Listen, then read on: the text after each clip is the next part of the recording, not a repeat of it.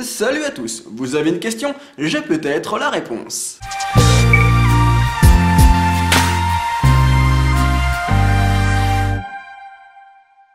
Vous avez toujours rêvé d'être le docteur? Et c'est normal, et car malgré un style vestimentaire parfois difficile à assumer, il est le personnage le plus cool de la télévision.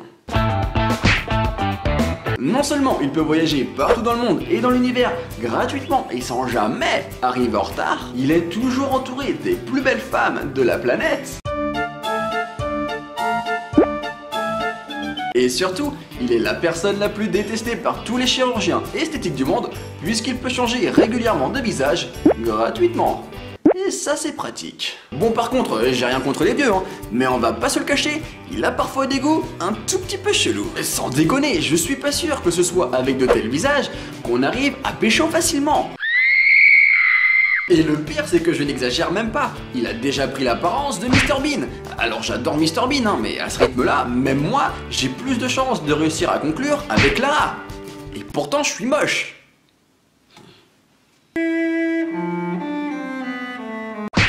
Toutefois, si le docteur est super cool, il est entouré de quelques mystères. Alors non, je ne veux évidemment pas parler de l'immensité du TARDIS qui cache peut-être un certain complexe, mais plutôt du fait qu'il ne se régénère jamais en femme. Oui, car on le sait désormais grâce au Master qui a récemment pris l'apparence de Missy, c'est quelque chose de possible. Le docteur serait-il macho? Eh bah pas du tout. Par contre, il existe quelques explications officielles à ce sujet, récemment dévoilées par Steven Moffat, le showrunner actuel de la série.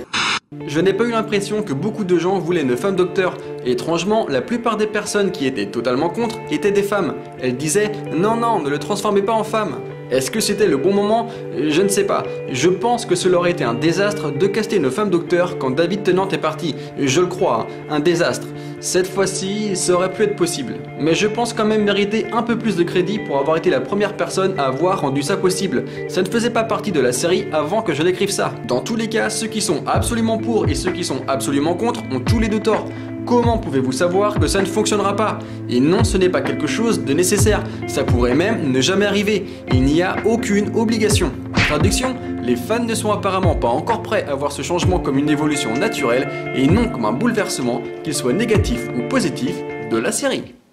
Une explication un peu trop simpliste?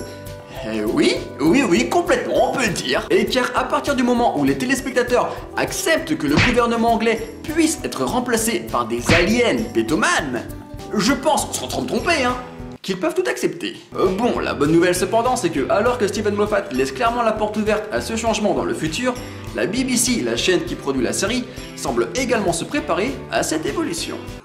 Peter Capaldi est un docteur fantastique, il casse les codes, et je ne mettrai jamais de limite à ce propos.